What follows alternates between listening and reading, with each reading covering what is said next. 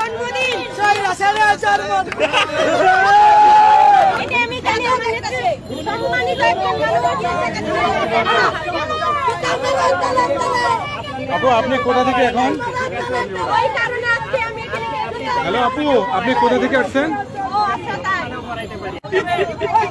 আমি খাবো না খুনি একটা মাদার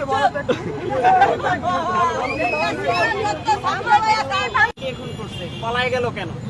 আচ্ছা বলছি আমি এখানে বলতে চাই বলেন। শুভ শুভ শুভ দিন আমার নেত্রী শেখ হাসিনার জন্মদিন। শুভ শুভ শুভ দিন শেখ হাসিনার জন্মদিন। শহীদ হাসানের জন্মদিন।